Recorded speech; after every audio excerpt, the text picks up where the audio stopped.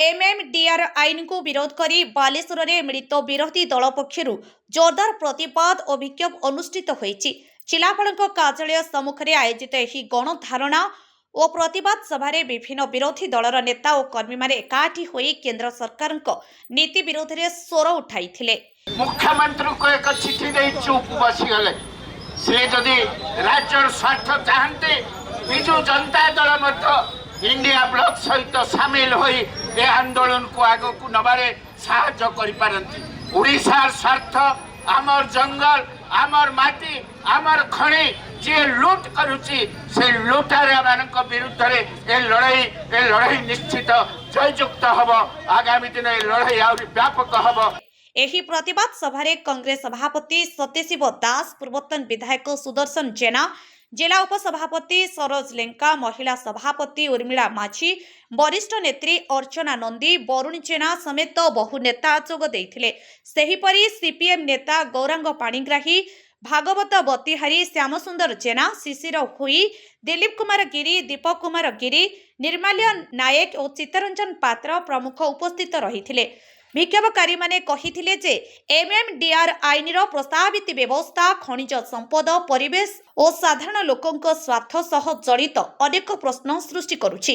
एहाकु नै केंद्र सरकार तांको नीति और आईन संपर्क में स्पष्टता देबा सह विरोधी दल और साधारण लोकंक मतामत को गुरुत्व देबा आवश्यक बोली नेता माने दाबी करिथिले।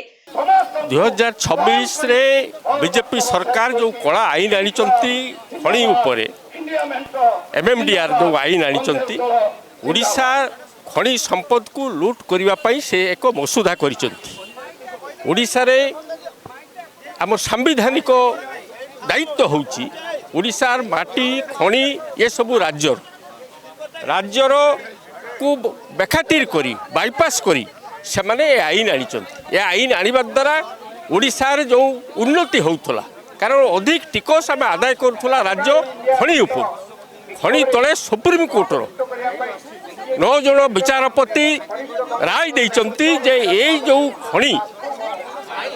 खणी जो जमी ए जमी होउची राज्य सरकार रो।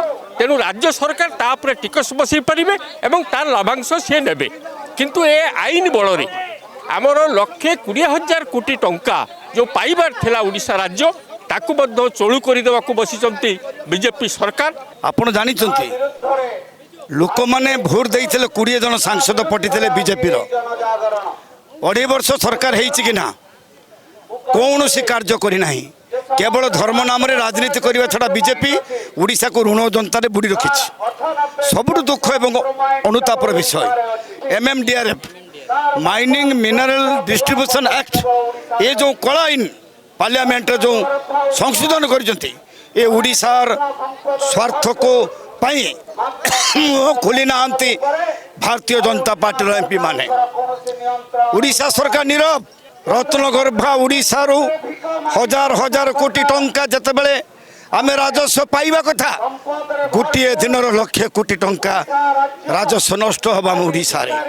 ये होची दुर्भाग्य। सेइतिपाई इंडिया मेंट तरफ एक होती CPI CPM Congress CPIML forward block Samajwadi party एक होती या विरुद्ध आंदोलनात्मक पंथा ग्रहण करने।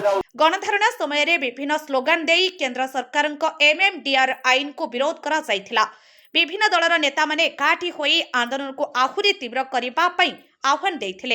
एही प्रतिवाद माध्यम मिलित विरोधी दल पक्षर केंद्र सरकार एमएमडीआर आईन विरोध में निजर आपत्ति और दाबी को जणाइबा सह आगामी दिन में एही प्रसंग को नहीं आंदोलन जारी रखिबार संकेत दिया जाइछि। तेबे एही आंदोलन को नहीं राजनैतिक महल में चर्चा जोर धरिछि। ब्यूरो रिपोर्ट प्रदेश वार्ता न्यूज।